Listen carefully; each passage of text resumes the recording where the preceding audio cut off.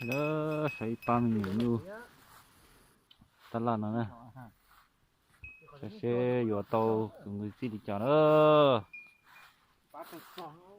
đi ba chuối cho làm bùa thế đó rồi cho đồng đợi và một kiêng là sư để đi cho sư đi cho xí chết thế đó cho nó được được được đi cho xí thế đó đi cho tàu mặt thản nữa cho nó mà nhiều chẳng chỉ tàu lọt tàu bố chỉ tàu đó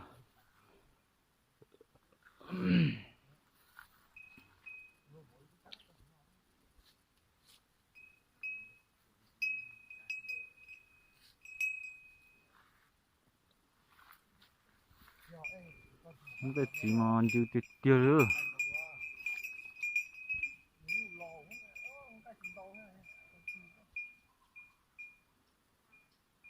đâu vô số chỉ bị uốn dư họ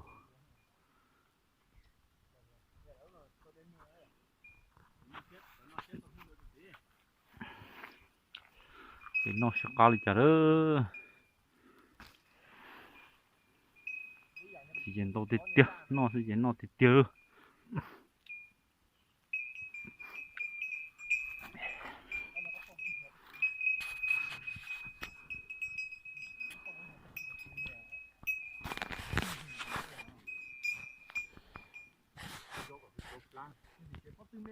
tiệt tiêu mà kén nó để cho nhu cho họ vào mà kén của nó theo tu mà kén theo tu tàu nội ảnh tàu trả cái kia đó tàu mà kén nó theo tàu nhu theo tôi sẽ nhu tải cho cá luôn trên nó nhu chỉ kia liệt nhu chị họ yếu chỉ tàu liệt mà kén lo tiệt tiêu không có tiệt tiêu nè cá lồn trả cho mà kén ngưng cầu đi xưa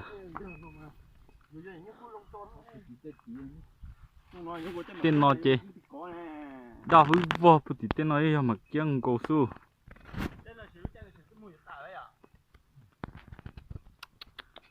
kén đầu tiệt tiêu xong nó Covid lo hết chuyện chỉ mà năng dùa luôn nó chỉ đào vào tục kỹ nó số sẽ nhu dùa chỉ tao nhu lòng một triệu xe lòng một triệu triệu một triệu mình gọi in đủ cho chín triệu luôn tài ư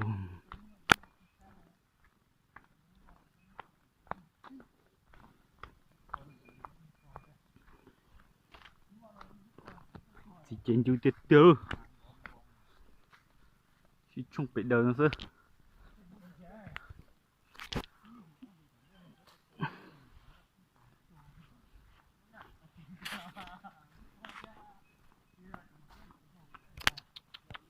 như tật tơ trứng gì nó chứ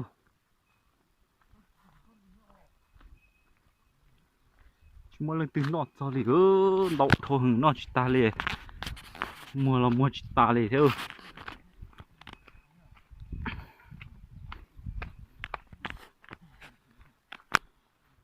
mua chỉ ta nó chỉ tạm bổ liều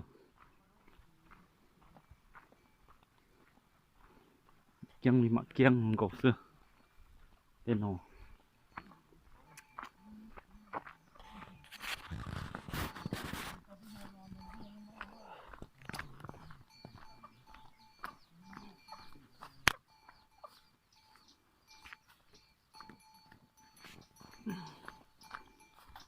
thì chết chết chân chưa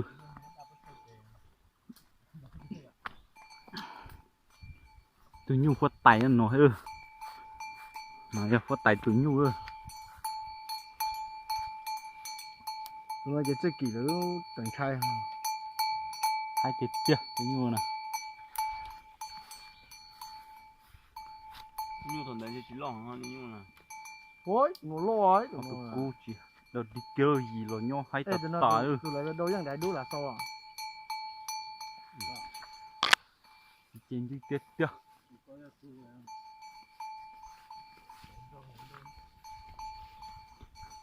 Thọc đời xuống nó sơ. Tụi nó chỉ mình sẽ chọc tàu chúng nó chỉ chọn á, tôi cho á. Cái nó chết gì chê. Nhưng cả tài ư. Khá là một trẻ ơ. Vậy hả nó. Bây giờ giờ nhu rồi chỉ tàu nhu đi. Ôi xía luôn, ai luôn, bà chế luôn.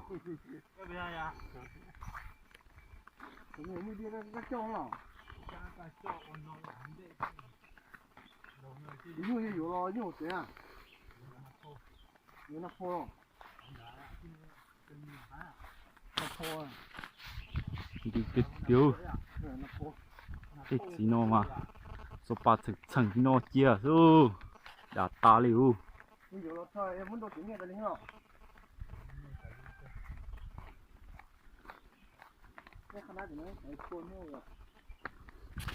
Nhưng mà sai đi nó sơ. Mà xin chỉ đồ đó, trong công nghiệp đó.